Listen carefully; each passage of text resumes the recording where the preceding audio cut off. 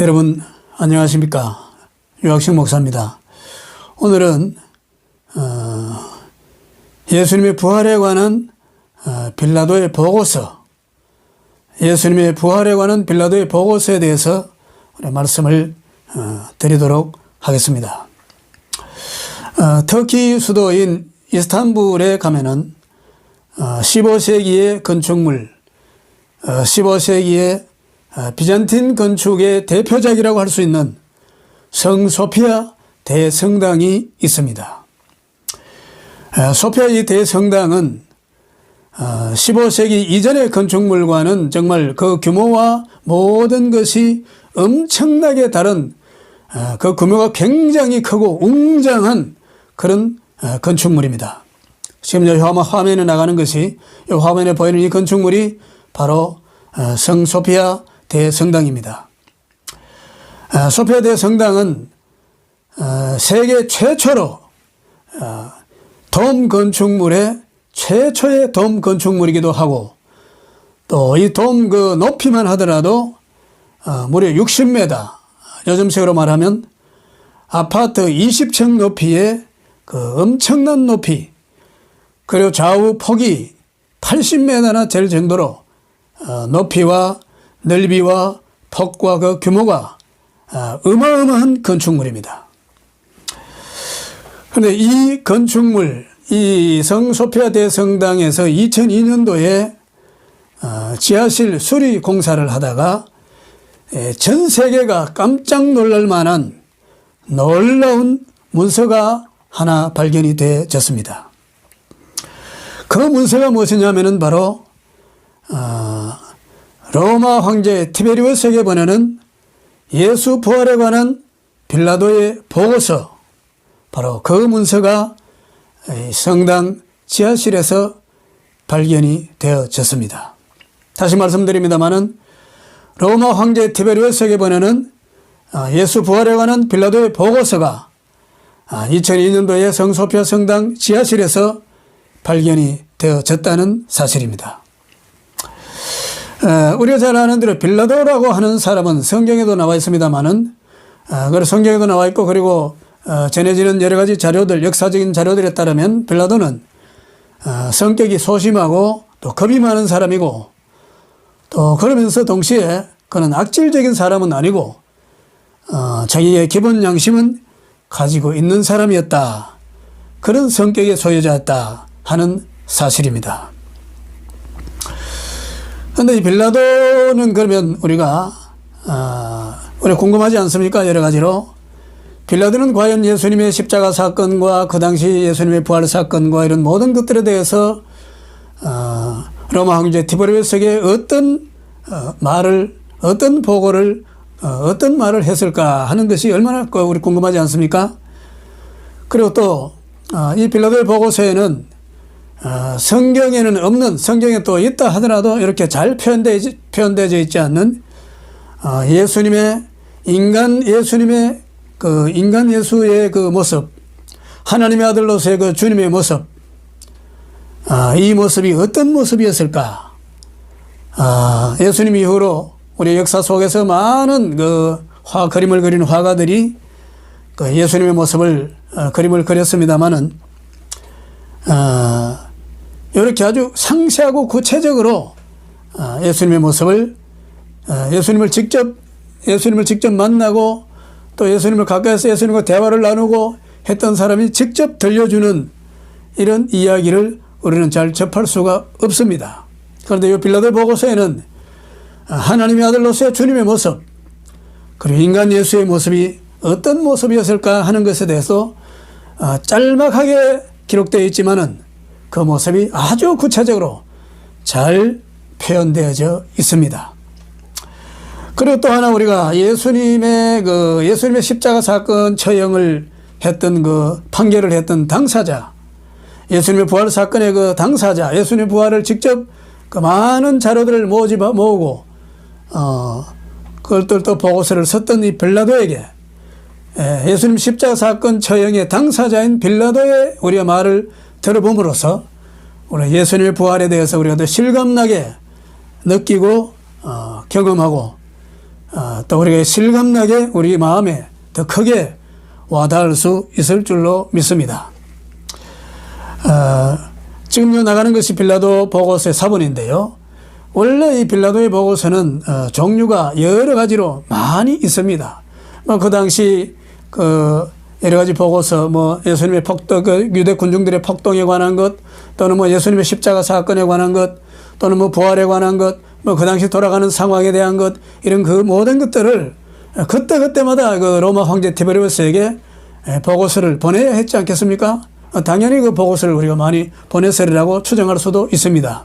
그런데 그러면 이 빌라도는 유대 5번째 5대 총독으로 부임한 사람인데요. 부임해서 일을 했던 사람인데요. 이 빌라도는 그러면 과연 예수님의 십자가 사건과 또 예수님의 모습과 평소 예수님의 모습과 그리고 예수님의 부활에 대해서 어떤 말을 했을까? 그것이 가장 궁금합니다.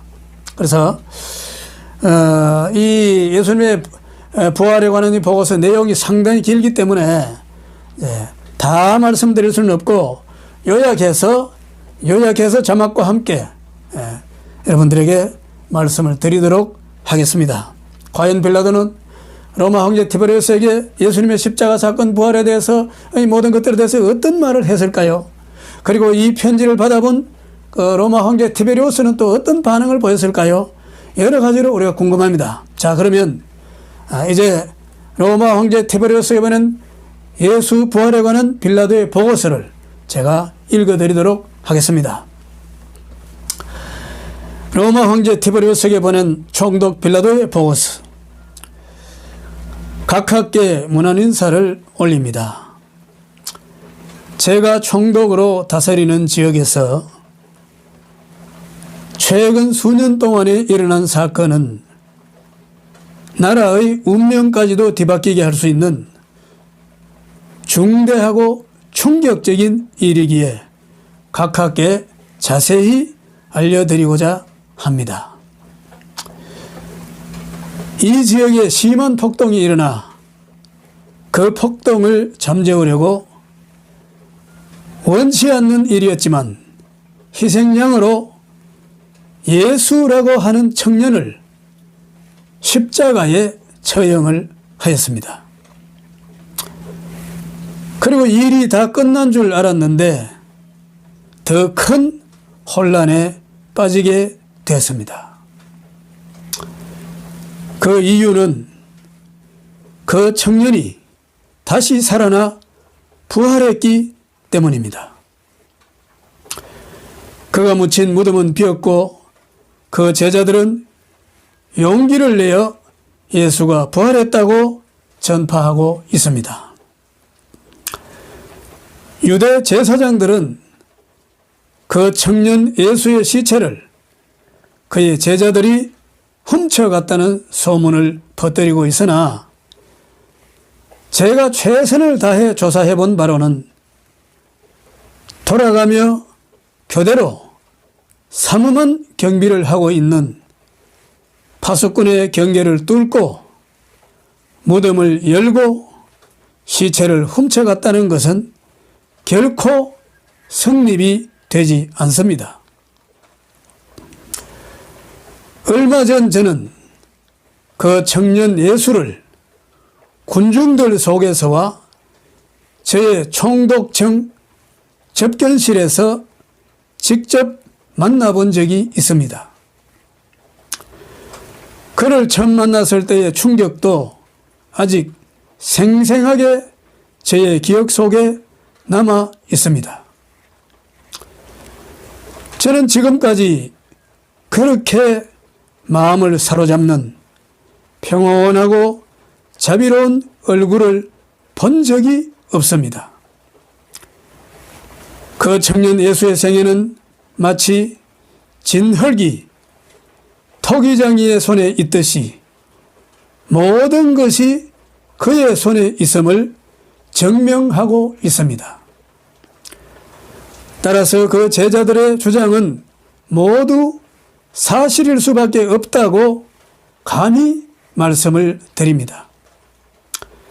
십자가 처형 당시 그것을 지켜본 마르크스가 말한 것처럼 이 사람은 정말 하나님의 아들이었다고 저는 말하고 싶습니다. 각하, 이것은 제가 할 수 있는 한 사실대로 각하께 말씀을 드리는 것입니다. 저는 각하의 충실한 신하입니다. 각하의 건성을 빕니다. 본디오 빌라도. 이렇게 내용이 짜여져 있습니다. 이 빌라도의 보고서에서 우리가 볼 수 있는 대로 여기서 성경에는 이제 성경에 나와 있지만은 이렇게 자세하게 표현되어져 있지 않는 한 가지가 있는 거예요. 무엇이냐면은 원치 않는 일이었지만은 어쩔 수 없이 그냥 예수님을 십자가 처형을 했다 하는 사실과, 또 하나는 예수님의 모습이 그렇게 평온하고 너무너무 자비로운 모습이었다. 예수님의 얼굴의 모습이, 예수님의 풍채, 예수님의 얼굴의 모습, 예수님의 그 이미지가 너무너무 평온하고 너무나 자비로운 모습이, 나는 그런 모습을 본 적이 없습니다. 빌라도는 그렇게 지금 이 보고서에서 말을 하고 있습니다. 이와 같이 우리가 예수님의 모습을 이제 알았으니까 우리가 모든 면에서 예수님처럼 좀 우리가 온화하고 자비로운 모습을 우리가 닮아갈 수 있도록 우리가 힘쓰고 노력할 수 있으시기를 바랍니다.